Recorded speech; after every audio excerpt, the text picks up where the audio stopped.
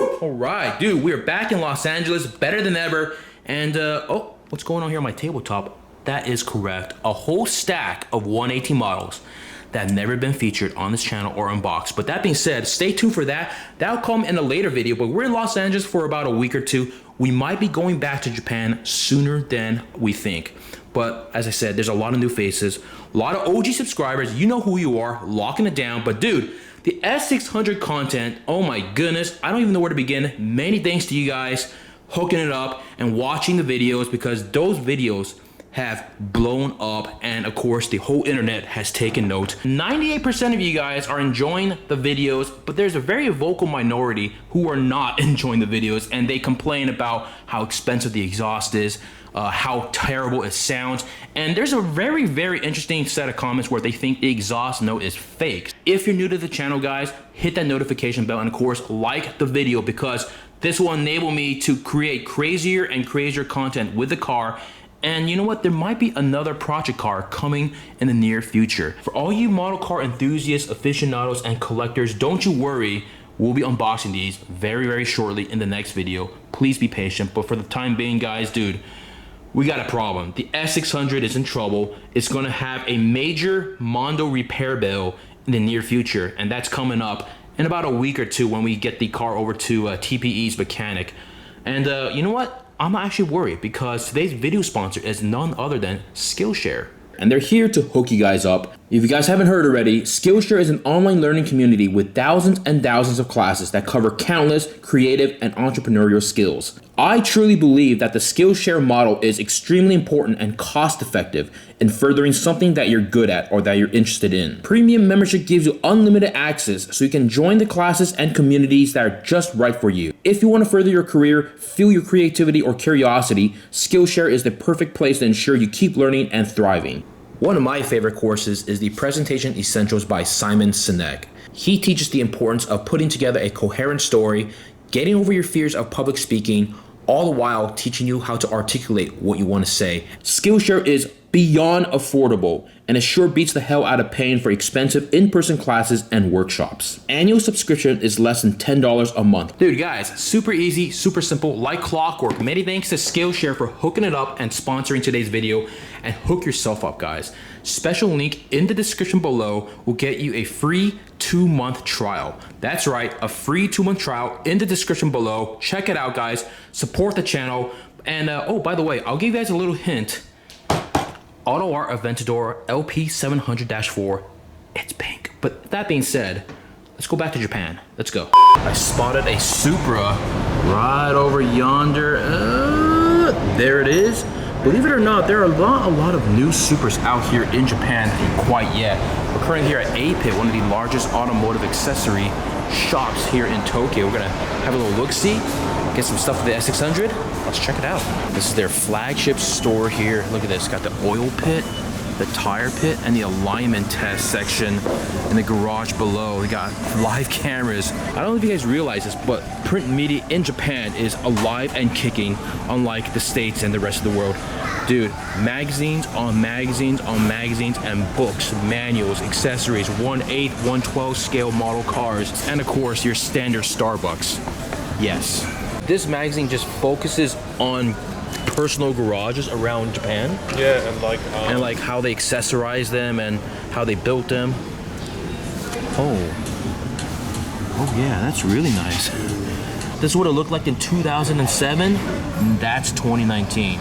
Before and after. Wow. Believe it or not, the S600 does not have any cup holders in the front driver and passenger seats. We looked everywhere, and alas, we do not have any. So we might have to snag one of these up. I don't know. Okay, that's definitely not carbon fiber, but it looks good. Yeah. Outdoor. Yeah, part of the lifestyle. Oh, it's part of like if you own like a Jeep or something. Yeah. This would be like the outdoor lifestyle section. Oh, it's like bird spotting. Yeah. So it's like, what? What the? There's even amazing. Like a ruler to measure the bird. Oh, wow. All right, warning. effspot, why are we looking at stoves, refrigerators, coolers, and what have you? Guys, I assure you we're still here at A-Pit. This is the outdoor section for nature and car. Look, nature and car. Boom. Hammocks. accessories, fans, gloves, socks, shoes, pots and pans and coolers, just sleeping bags, hammocks, everything. And of course, you could get a Volvo XC90 or a Touareg. What the? It's an XC90 Volvo. Oh my, wow. Currently on the second floor, we got navigation systems for days, and of course rear view cameras, stereos, tweeters, subwoofers, and what have you. We're actually kind of considering getting some sort of rear view camera for the car, but I feel like once you start modifying the S-Class, you kind of go down like a rabbit hole just wanting to accessorize everything. Wheels is something that we're gonna definitely need. We've got the exhaust system taken care of, many thanks to Brilliant Exhaust, Mr. Sasaki, hooking it up as always. But the wheels, I'm not saying we need wheels right now. I'd probably get some wheels, some sort of AMG wheels. What do you guys think? Let me know in the comments below what kind of modifications, accessories, customizations you want to see done on the Mercedes S600. It is basically an open canvas for all of you guys to contribute to, because first things first, we definitely do need wheels, and anything else, I'm not really entirely sure, because like I said, it's up to you guys. I want you guys to decide what the next modification is for the S600. Let me know in the comments below. We gotta go back downstairs. We got the S600 with the engine hood open. Now, the car is not broken. It is not overheating yet, but as you can tell by the title of this video, we're gonna be discussing all the potential issues and the current issues, along with the minor inconveniences of this particular car. We're gonna jump straight into it. We're not gonna beat around the bush, but hope you guys enjoying the S600 exhaust clips, videos, delivery, all that fun stuff. The Brilliant Exhaust by Mr. Sasaki has made quite the splash on the interwebs, on the internet here. Before we jump into the issues, ladies and gentlemen, I want to talk about the history of this particular car. It's a one-owner car owned by an eye doctor in Hokkaido, and it's got around 61,000 miles. Take a look at the interior. It has amazing service records. Here we go. We're going to open up the door one more time for you guys. Look at this cloth interior. Absolutely gorgeous. And by the way, for all those guys hating on the cloth, trust me, this is so much more comfortable and has aged considerably better than leather. Now, the problem with leather is that it cracks, it gets dirty, it's grimy, and it just doesn't age well. But the cloth interior, oh my goodness. And check this out in the rear right over here. Boom. By the way, we picked up a Mondo Mr. Sheep right over here, guys, and we got Mr. Sheep in the corner. But dude, it almost looks like the eye doctor or the first owner never used the rear of this particular car. Amazing condition, immaculate service records. And I purchased this car for around $5,000 US on Yahoo Auctions with the help of Koji, Ken Saito, and TPE. And they're handling everything related to this car when I'm not here in Japan. Now, as I mentioned, there's some work that's been done to this particular car. The fixed issues were mainly the broken AC. This is a known issue with a lot of these cars. And of course, there was a rusted out fuel pump and the fuel lining due to the Hokkaido's winter and salted roads. Let's jump straight into it, guys. Major things that are broken on the S600. Number one, there is a squeaking on the front end of the car, and we think it's the suspension, or it could be bad bushings. And honestly, I would like to replace the current suspension in the near future, but I want something more modern, something better than the standard Mercedes suspension. So a couple eagle eye enthusiasts noticed that the engine temperature was a little too high. The gauges was reading around 100 to 110. Now the manual states anything below 120 is acceptable and it won't overheat the car. But there are basically three causes of this. It could be the coolant level, the fan clutch, or either a broken thermostat. So hopefully it's not a blown head gasket. I don't really think that's the case. We spoke with a couple S600 owners, even an E500 owner, and they all agreed that the temperature gauge on this particular car is just a little too high. We definitely need to get this checked out. So we got to get that sorted, because honestly, we don't want a blown engine or anything going crazy with this car. I mean, we dumped $12,000 on the Brilliant Exhaust right over here. So another issue is right over here. I don't know if you guys can see it, but the parking brake, it does not work. Mr. Sasaki, while he was working on the car, said, please do not depress the parking brake, because if you depress it, it will not come back up. So I don't really know how that works. we're just not gonna mess with it. We're just gonna leave it as is. There is a rusty fuel tank as well. And by the way, check out the V12 badge. That is a thing of absolute beauty. Anyways, moving along. But yeah, rusty fuel tank. They basically cleaned the inside out, and it shouldn't be an issue, but I'm not entirely sure, so we gotta watch out for that. We're gonna be talking about a couple of minor inconveniences on this particular car. As you know, this S-Class had these soft closing doors. Watch this. The rear ones work. Ooh, beautiful. Now, this one does not work. Check this out. So the front passenger and driver sides do not work. So it is not the biggest issue. It's just kind of an inconvenience. All right, another issue is this wireless key fob. Now, from this distance, you would think I should be able to lock and unlock the car. Let's try it. Nothing. So basically, I have to get a little closer and point directly at the sensor. Right there, as you can see, it just locked and unlocked. Another minor issue is you can see the locking mechanism right over here. As such, when you lock it, this actually goes down. But on the driver's side, no matter what you do, let's see, we're gonna lock it. It's stuck in the down position. Watch this one more time. Unlock. It's still in the down position, which isn't the biggest deal, but you know what? Small inconveniences. It's all right. In the back here, there is a power sunshade for the rear window. That does not work as well. We tried it. It kind of goes halfway, and then it stops. Also in the rear, there's a button that moves the passenger seat forward or backward. That too does not work. Another issue is the trunk here. Like I mentioned, these doors have soft close. There's also a soft closing trunk mechanism. And unfortunately, that too does not work. Let's try as such. Nothing. So you kind of have to like slam it down just a bit. Another small inconvenience is using the physical key in the keyhole for the trunk. Now, what's weird is you put it in and then you twist it to unlock it and then you pull the key out. Sometimes this physical button right here, I can't show you because I don't want to get it stuck, but like you'll get stuck halfway and the trunk won't open. So we found a work around this, and basically we're just gonna unlock the car with the wireless key fob. Boom.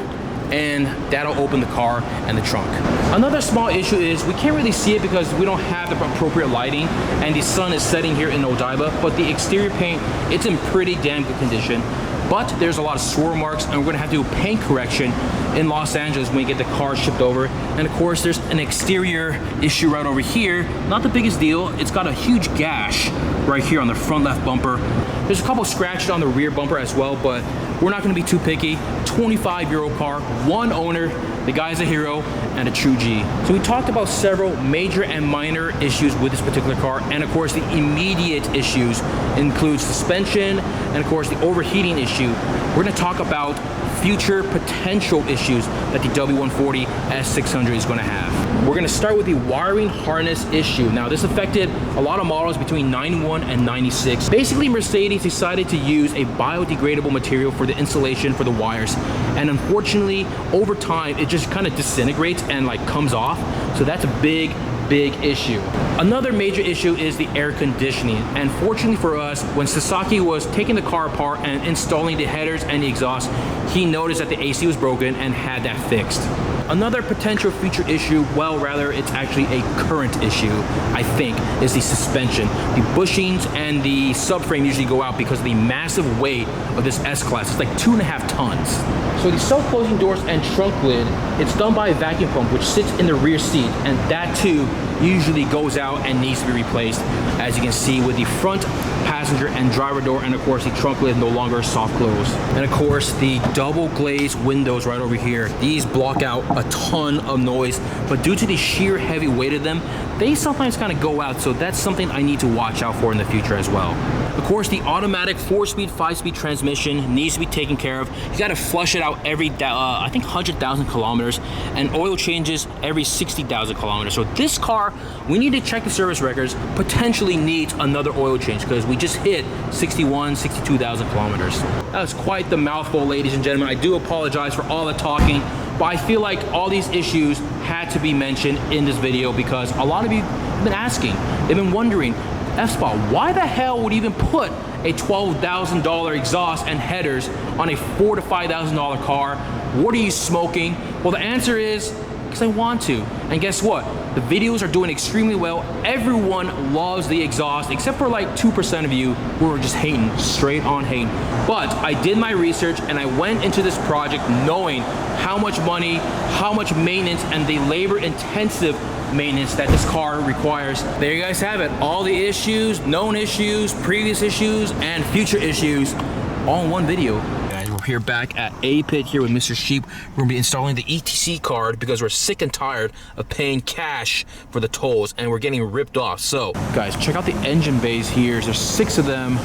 Oh my goodness, it is immaculate, absolutely clean. Of course, you got the S600 right over there. We're back here at A-Pit Auto Box, and with the ETC card, it costs around $175 US to install with the card reader. I'll show it to you guys in a little bit. But that being said, when you pay cash at the tolls, you're paying slightly more. Look at that. All right, so we got the ETC reader installed on the driver's side, right underneath the ignition. Ladies and gentlemen, about to save some money up in this bitch. Oh, SL with the AMG wheels. Very nice. There it is, guys. We got the new ETC card installed and we got the sensor right up there. And guess what? It's everyone's favorite time, the gas vlog. It's just telling you the liters, so we don't know the total. We don't know the total until the end, just in case. Maybe that's why they put it here. They're like, you know what? This is why you pay so much money. By the way, if you guys didn't know, this car at MSRP was around $210,000 US without options. So you're paying for the big badge there. I can hear glugging. Yeah. I can hear glug. It's like glug, glug, glug, glug, glug, glug. What's the damage? 85.48 liters. Where's the price? 12,822 yen. That's around 110 US.